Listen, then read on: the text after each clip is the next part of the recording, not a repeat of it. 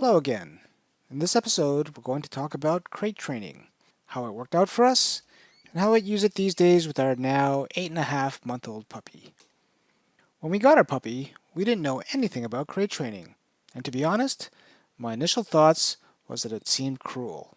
After all, you're essentially confining your puppy to a fairly small jail. It just didn't seem right. I had never heard of this kind of training growing up. To me, your puppy just had free range of the house and slept on a blanket or doggy bed in a room. I figured these wire crates were only used at those animal shelters when there's no choice but to separate dogs. After doing some reading and talking to other dog owners, I came to understand that crate training is a very useful way to help housebreak your dog. Housebreaking means getting your puppy to do their potty business outside of the house. So putting your puppy in their crate for periods of time can train them to hold their bladder and poop, as dogs don't like to rest or sleep in a place where they do their potty business. The trick, though, in being successful is that you need to take your puppy outside at regular time intervals to make sure that they do their business outside. That, and you need to convince your puppy that their crate is a happy place to go to. The theory is that the crate will act as a den or a safe place for your puppy. We often gave lots of treats to Dooboo when he was very young inside his crate intentionally, so it would be a happy place for him to be in. One of the things we still do very regularly is feed him one of his favorite foods in his crate, a boiled egg. We combine this with his emergency call word to make the word memorable for him, and the couple instances where we've had to use his emergency word worked very well. In the first month, we slept in the same route as his crate, and after his normal bedtime, we would wake him up every 2 or 3 hours and take him outside to potty. This is really important for housebreaking your puppy. If your crate is too big, they may do their business inside the crate, so keep this in mind. We bought a crate that had an adjustable divider, so we could adjust the size of the crate as he got bigger. The crate needs to be large enough for your dog to stand up and turn around, but other than that, the type of material is more a personal preference. We opted for the wire cage, and it could also break down in a nice compact form if we needed to move it around.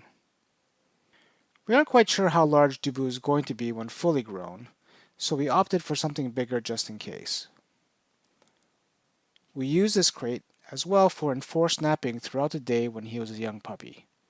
Having a strict schedule for our puppy was very helpful for us in making his housebreaking successful. Has Dooboo ever had any accidents inside the house? Well, sure, but they were pretty rare, and they were mostly our fault in that we didn't take him outside when we should have, as it was too long between potty breaks. We can't always supervise Dooboo, and we didn't trust him enough to roam around the entire basement by himself initially, so we also opted to get a pen and attach it to the crate. The pen size was about 6 feet by 6 feet and 3 feet tall.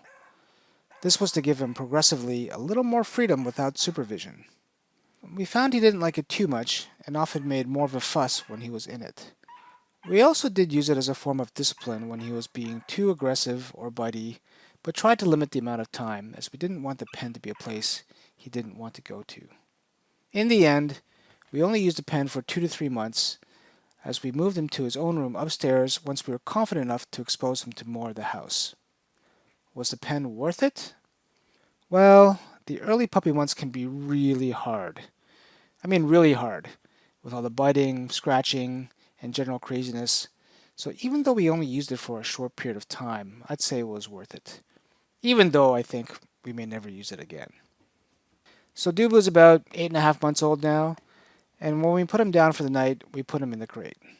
We'd rather keep this housebreaking training ongoing just to be safe, even though we let him sleep outside his crate throughout the day. Just before he goes to sleep for the night, we have a routine of giving him a dental chew. It's kind of like a bedtime snack, and it's also good for his teeth. Keeping this routine has made him comfortable going into the crate at bedtime. So we're not quite sure when we're going to stop using the crate for him in his room. The room itself is pretty puppy-proof, and he hasn't done anything too obnoxious like chew on baseboards. He seems to prefer chewing on plastic and rubber instead of wood, thankfully. I've read crating your dog after a year may be too long and may give some unwanted behaviors, but I think we'll see how it goes. He's just about to break into his teenage period, which we understand will be a crazy period of time. So we're crossing our fingers. Thanks for watching. Until next time, may you never run out of doggy treats when you need them. Bye.